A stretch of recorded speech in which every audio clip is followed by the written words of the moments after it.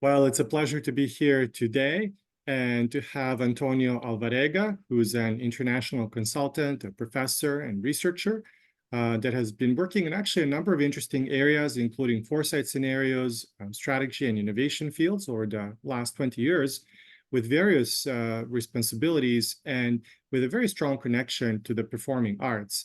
And we're here having this conversation. It's a pleasure to have you here. Really on the occasion of celebrating the World Creativity and Innovation Week and the United Nations World Creativity and Innovation Day, International Day of Observance on April the 21st, during which we really look forward to opportunities with speaking with leading experts and figures in the fields of innovation and creativity around the world. So it's a pleasure to have you here, and welcome. Thank you very much, Goran. It's an honor, and thank you very much for having me. Well, thank you so much for being here again, and the pleasure is ours, of course. One of the reasons why we were so excited, to have you here is because of the sheer diversity of your work. The United Nations invitation to celebrate the International Day of Observance is really around, pointing to the fact that we are all more creative than we might think and realize. And something that's remarkable, one of the many things that are remarkable, I think, about your work is how diverse and interesting your work is. So why don't we maybe perhaps start there? Would you mind just telling us what kind of work you do? Okay. So yeah, as you get older, it becomes harder to talk about your past. So but I work mainly. I'm an economist. I'm a trained economist. Then I did my PhD in management, but I focus on foresight and scenarios since the early 2000s, both as a researcher, a practitioner, manager, public and private sector, and more recently, also as a consultant. At the same time, I've developed my work as a researcher and a professor, business school professor. So my professional focus is on foresight scenarios, exploring features that are relevant. Some might be considered more plausible, some more disruptive. But to use this amazing capacity, this superpower that we have, that is to envision the future and to try to work with people, with organizations, in order to use that superpower that, as all superpowers, also brings sometimes some problems to manage. So, developing processes, working with people, facilitating workshops. So that's basically what I do professionally. I also say that it looks like I work. My main work is about the future, but basically I'm interested in the impact. So it's like the retroaction that those images of the future that we build have in present day decisions. And that interests me a lot. So how to use those forces that we create individually, but also in relation within our communities, use those forces, organize those forces in order to understand better our options in the present. Wow, that's just incredible. Thank you so much for sharing that. So I really appreciate how there seems to be a really rich influence of both creativity and innovation of you within your work as kind of enabling forces, as it were. And it's really fascinating to hear how they show up. Would you like to tell us a little bit more about how innovation relates to your work and how these various fields of participation sort of enable innovation in your work? Sure. So I work a lot. So I work a lot with innovation. So I'm part of the Global Innovation Management Institute. So I was head of innovation already before in my career. So I touch a lot, if you want, the innovation field, although with this, if you want, in this, with a focus on this particular part that we call foresight and scenarios. But in a more general terms, so innovation is also about generation of possibilities. Let's put it like this. So we need, in order to move on into to co-create something that we can call innovative, we need to first generate, to have the capacity to collectively generate possibilities.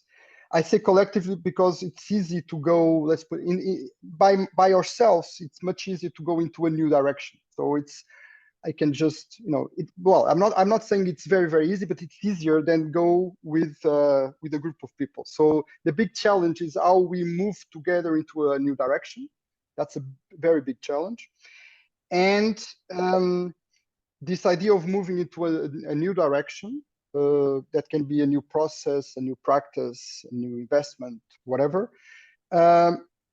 uses, if you want, or needs the capacity to dream and to build alternative futures, sometimes impossible ones or preposterous ones.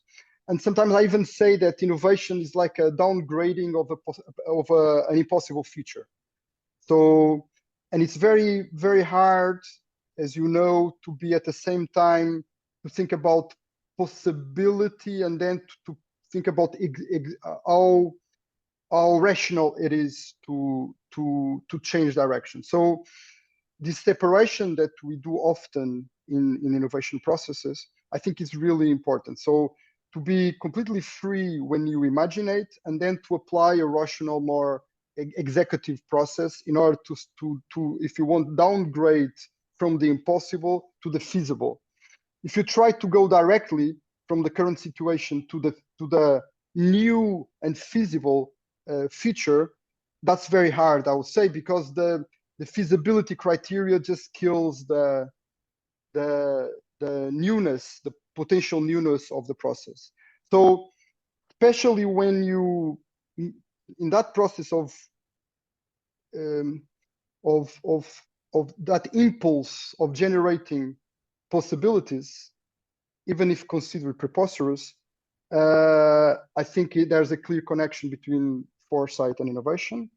And then also in the criteria for feasibility, because when you think about how feasible are these innovations, you have an implicit context. You are thinking about an implicit context. That can be a market, that can be a society. So that discussion about the implicit context in which your innovation will be deployed is also, we can call that scenarios. And that's another clear link between innovation processes, I think, and foresight and scenario processes. That's just amazing. Thank you so much for sharing that. Often I think, at least in sort of the popular culture, when we think of innovation, maybe perhaps our understanding isn't rooted so deeply and so sort of richly in this type of analysis that we hear you inviting us to consider. I love this notion of generating collective possibilities, and also thinking generationally, because that you sort of invite us to consider, because when we think about the types of challenges that we're sort of facing in the world today, whether they're organizational innovation, which is certainly one of your fields of expertise, or even things like the climate crisis, that's something that is, trans-organizational and certainly trans, sort of even cultural, that goes right around the world. It feels as if everything that you're mentioning is so highly relevant, and I appreciate this notion that, if we're trying to be too applied too quickly, then maybe, as you say, the feasibility criteria, just kind of might kill the innovation. And so this is I think perhaps to some extent both surprising and really liberating sort of aspect of innovation that we hear you describe in your work. Would you mind telling us a little bit more about that creativity aspect? So maybe perhaps tell us a little bit about how creativity enables your work and innovation, and sort of the role of creativity in sort of working through these elements that you mentioned.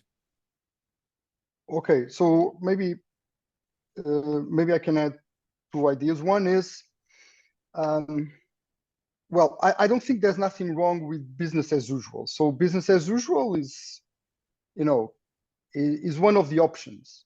So, and maybe I could even say that most of the times it's okay, because most of the you know, by definition, you cannot have disruption all the time. Otherwise, it's not disruption in a way. So it becomes business as usual if you want. Okay, but you know, we can only say that we are in a transforming moment if we look at other moments and they are not that transformative, if you want. Okay, so there's nothing wrong with continuation, business as usual, management, you know, in stability and organization. Nothing wrong. So if you look at management and decision making as in terms of quantity, if you want, you can look at, okay, in terms of quality, good management, bad management. You can also look at it in terms of quantity, and meaning how much change, how much difference a situation needs. So so if your organization is already chaotic, like, you know, with no alignment, no, you know, no with lacking some common perspective, maybe just, you know, new projects, new ideas will just make it worse. So in this sense, if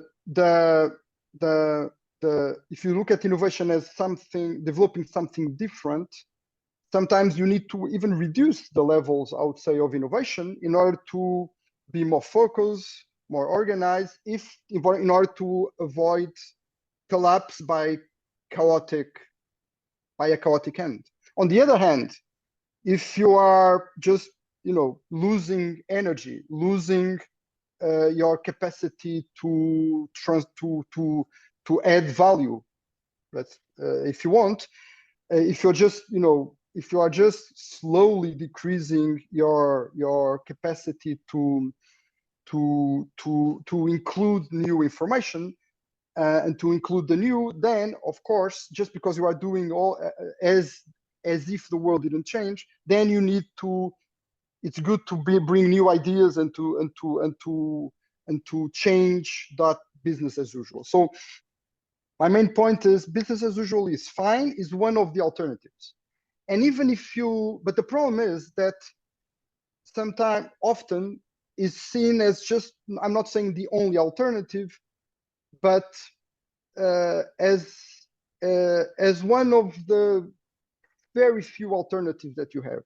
So my point with the generation of alternatives is that even if your option is for the business as usual, if you have generated, if you are aware that that's an option, and among other possible pathways, that option will be much more powerful, because you are equipped with different possibilities, and you say, I will stick to the same as but you stick to the same conscient that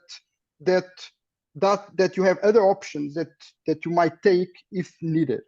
If you think that the business as usual is your only option, or if you have just one business as usual and another, like two options, you are much more constrained in terms of the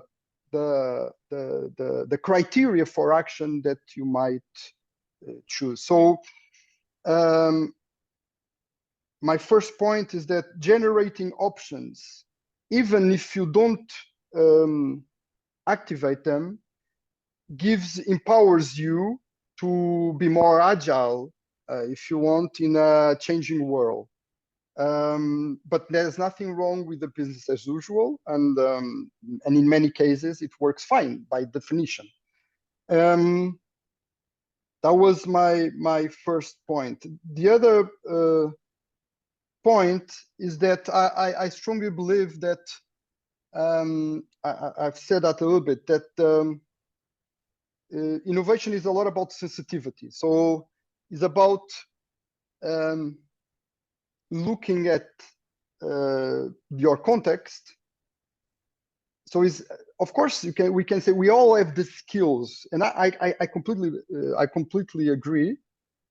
But we all have the skills to relate to our context, to generate possibilities with the objects and with the relations and with the people and with the knowledge that we have available.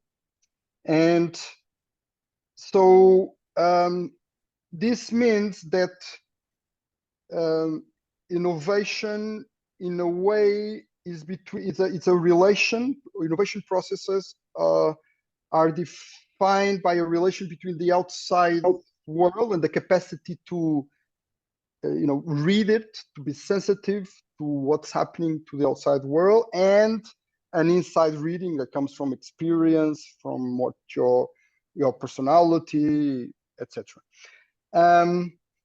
And this also means that if we want to work with other people in an innovation process, it's essential that we are not focusing on the intentions or in the special characteristics of the people involved, but we are focused on what's happening, what we are building together.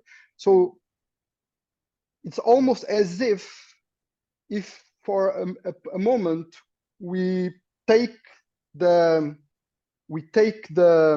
our personalities out of the equation, and we just focus on with what we are doing together as kids in the playground.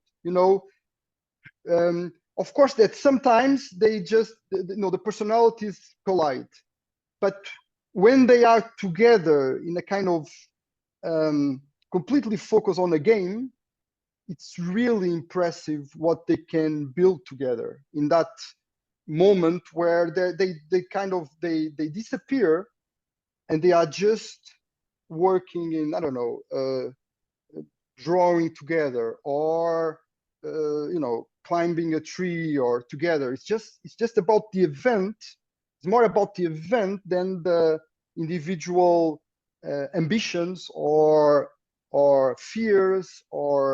And when we replace, it's not that we need to disappear as human beings. It's not about that. Is about enjoying the event when we are working with other people, and being about that event, that we are, that materials that we are working with, and not about us or the other. So it's about not answering. It's more about what we have between us, and not about me trying to understand your intentions or your goals or my intentions or the reasons why we are doing that. It's less about the reasons and more about the potential of the processes and of the games that we are playing. Wow. Just fascinating and really, really interesting. Thank you so much for sharing that. I think so much value in so many things that you said there. I think one thing that really sort of caught my attention is this, what seems to me a useful kind of reframing around, what we think are elements of creative processes generally, things like generating ideas and creativity and brainstorming, and sometimes wondering, well, what's the actual utility of this if we're trying to think from a business perspective? And I really appreciate how you reframe that in the context of generating options, because generating options is something that we all, kind of tend to understand. And I really appreciate you sort of exploration around how, having these options, even if we don't utilize them, actually empowers us. It gives us a sense of freedom from that kind of, as you say, it goes beyond just having that one inevitable sort of alternative. It gives us multiple alternatives. So it's interesting to me how that creative move of generating possibilities turns into generating options, and it kind of liberates us to have meaningful actions inside the innovation processes. And then this other aspect that I think you invite us to consider of moving beyond limitations and kind of thinking this emphasis on play, as you say, thinking past limitations and focusing on the moment is so interesting, because as you say, it's not so much about focusing on specific aspects of people or some constraining element. It's more about the games that we're playing in that moment, which is really, really fascinating. Recently, this reminds you of something. Recently, I was in Lisbon, and ashamedly enough, I didn't know much about the Portuguese culture, and I was introduced to Fernando Pessoa, the famous Portuguese poet, writer, and literary critic and translator. And I went to the Fernando Pessoa's museum, and I was simply stunned with the extent of the creativity that you see in this museum. It's one could argue really a kind of a part of the cultural heritage of the world, with just how many, in the language that you use, kind of options and different possibilities, for exploring reality and seeing the world, Fernando Pessoa kind of offers in his writing. I mean, to what extent do you feel that your own cultural milieu might have kind of affected your own reasoning? Because it seems that there is a lot of creativity in your own culture, and a kind of a rich literary transition, from kind of, just maybe writing about one thing to considering many different things. Do you feel that there's some kind of a connection there? Yeah, the temptation is to say yes. So it's we are all, we have this idea. We grow up. We are part of different cultures, but of course we are born.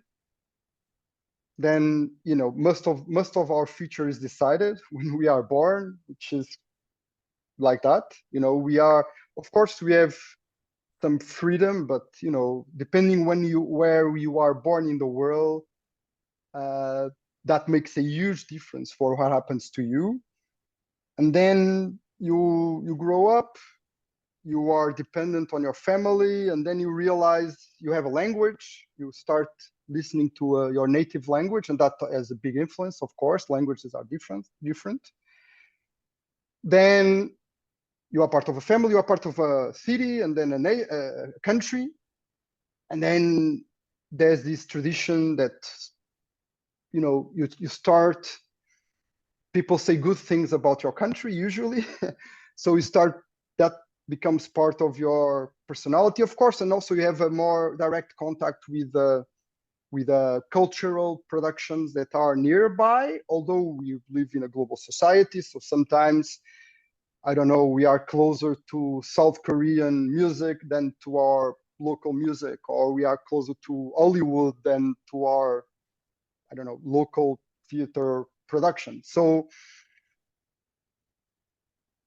Fernando Pessoa had this multiple character building personas that allowed him to explore the world with very different, according to very different characters, personalities, starting points. And that's, of course, a quite interesting approach to the world that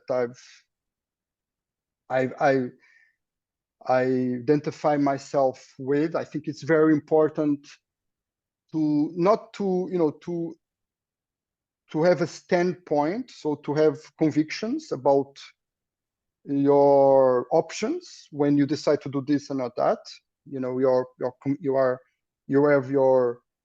But also it's very important to acknowledge that there are alternatives, and that your personal convictions are not the end game in terms of, and that capacity to change, to generate alternative convictions, if you want. It's without becoming nihilist, without, it's not that everything is the same, but it's true that the capacity to generate alternative convictions and alternative perspectives, I think, is very useful and very important. And to navigate this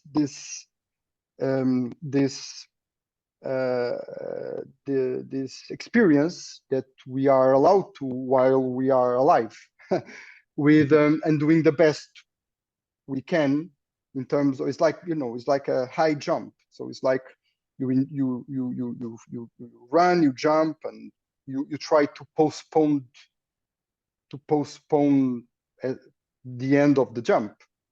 So yes, I think that generative capacity is important, but it doesn't. But but it doesn't mean that you just generate. So it becomes a bit more complex than to close. But it's very important also to close and then to open, generate again, and then to close in terms of I will choose this, I will do this, and generate again. And that's an iterative process that we all do. So it's not. I don't think we just.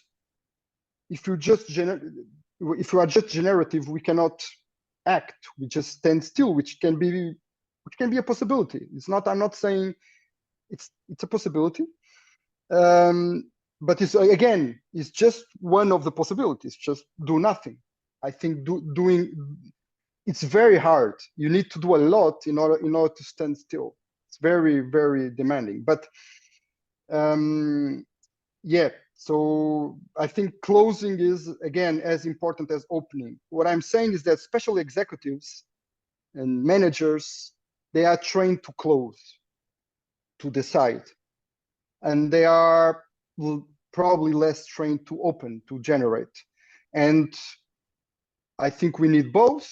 And we need teams that are able to do both.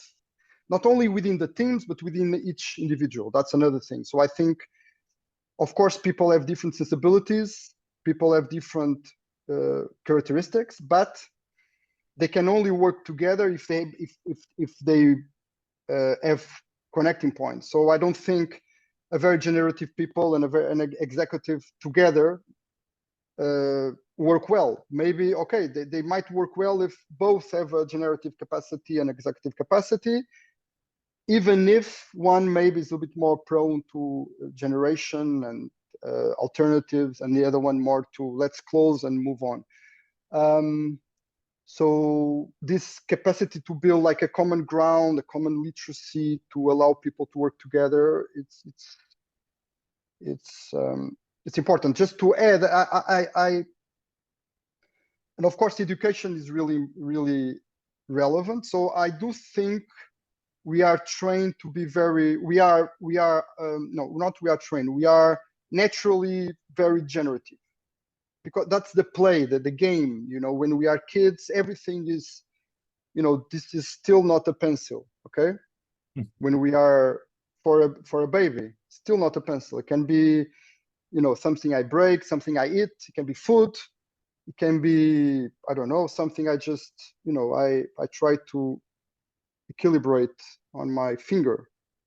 So, or it can be something I throw into my brother, okay? So we are very generative when I think naturally. And then the society and our family, the school tell us, oh, look, this is a pencil, okay? So stop playing with it. So, and I think now we are, I also write, I think it's, yeah, being a pencil is really important, understanding that this can be a pencil. But I think it's really, really important to also understand that this only is a pencil if I use it as a pencil. If I use it as something to do music, right? Or to play guitar, it's another thing. And I think we if we don't lose too much, if before deciding that this is a pencil, just before that, we generate, we kind of in a microsecond, we have the intuition that, okay, this can be many, this object can still be other things, there are other possibilities to explore this object, even though now that I'm taking notes, I will use it as a pencil. Because in other situations, those other possibilities can be very, can allow us to develop connections with other people, to find new pathways, to find solutions if you want. And if we stick to the idea that this is a pencil, we will block in those imaginary circumstances. Yes. Wow, I love that. Thank you so much for sharing that. So interesting. I think, again, we heard so many interesting things in what you're so graciously sharing with us there. I mean, what caught my attention is really this notion where this emphasis, you kind of raise this emphasis on creativity as a kind of a field of generating possibilities, in innovation scenarios or elsewhere.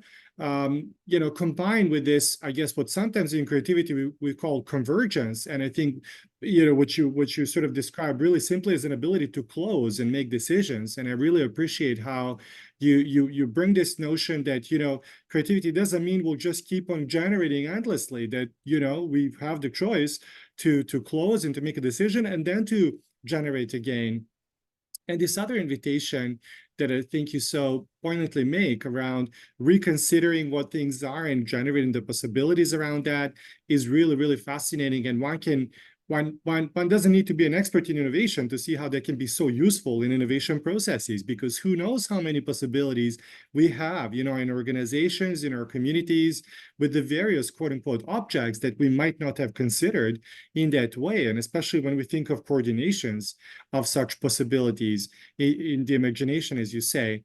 I realize we're kind of coming up to the top of our hour, but just as a very last quick question, I mean, in addition to being, an international consultant and a professor and a researcher, you're founder and a CEO of an organization, a consultancy.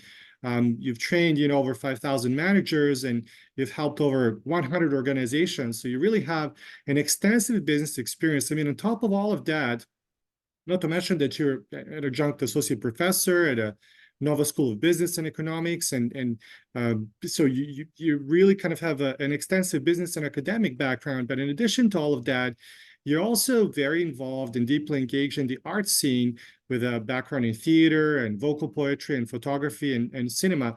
Would you like to share a little bit about that? How did you find this bridge between these fields that we often think might not be so kind of directly connected, and yet they seem to be very somehow naturally connected for you? And is there a connection there? How did you arrive at that? And does that somehow empower your innovation and creative processes, do you find? Yeah, well, to be honest, I know there's a distinction between arts and management and science, and but many of the things I've been talking about is about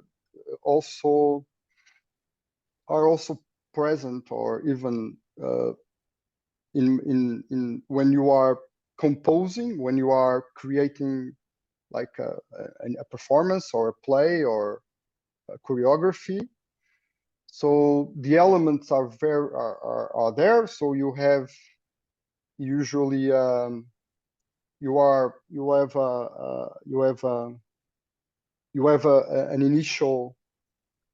have an initial special connection with something. It can be a concept, or it can be an object. So you have an intuition of something that you would like to explore more, and then what the performing arts allow you to is to explore the potential of that initial intuition, if you want, explore its potential in terms of the stretching the barriers and the materials that are part of what you are exploring, of the connection you are exploring. So so the link, it's very hard to me to answer your question, because for me it's exactly the same. Of course, performing art, theater, improvisation, it's an area that also allows me to find and to train my ability to rebuild my mental structure, my space, my relations with the world, if you want.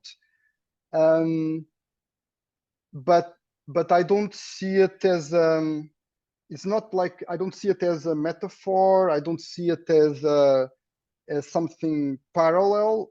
For me, it's all part of trying of building processes that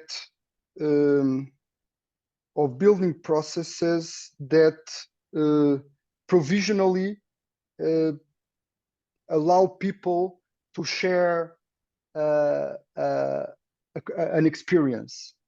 And I know this definition, in a way, of course, you can talk about an artistic proposition that, you know, that is created, that proposes a provisional, an external proposition for being provisionally together. But you can also talk about, if you want, a company or a city.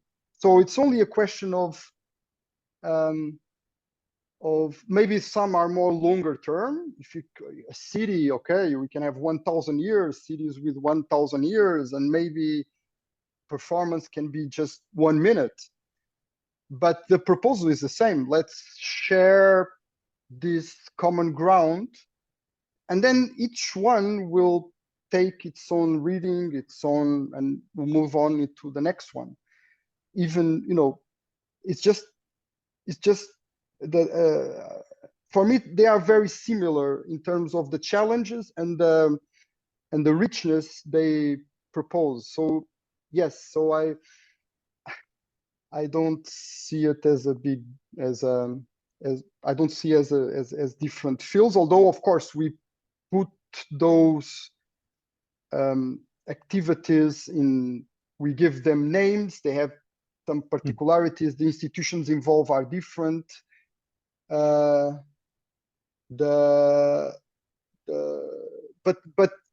often the nature, the structure of the system that is involved is common to other processes that are, if you want, non-artistic processes. Wow, that's just amazing. Thank you again for sharing that. Excuse me, so inspiring. And I think much of the world, you know, in many circles, there has been this conversation around, you know, how do we connect these fields that we have, you know, been considering for some time to be disparate, and that yet in some sense we are really increasingly starting to feel, arguably as a global community, that we would like to integrate more and more, to whether to kind of move in a direction of kind of more humanistic approach, or whether to kind of be able to enable our innovations and our business processes in more profound ways. And you know, hearing you say that you don't really see them as very different is very kind of empowering, and I think a powerful invitation for sort of everyone to kind of you know, put that lens and to sort of see things from this perspective, because as you say, you know, these spaces do offer, as you said, an opportunity to rebuild you know, our mental structures and relationships to the world. And arguably today, this is one of the things that we are in need of, perhaps more than ever. I realize we're up, on our segment and our time. I just really wanted to thank you for joining us, António Alvarenga, and for dedicating so graciously the time out of your busy schedule on the occasion of the World Creativity and Innovation sort of week and day and United Nations celebration. We're very grateful. Thank you so much for spending the time with us. Thank you very much, Goran. It was a pleasure, and let's keep developing new ideas and the creativity world. Thank you so much. Thank you. We certainly will. Okay, talk soon. Thank you.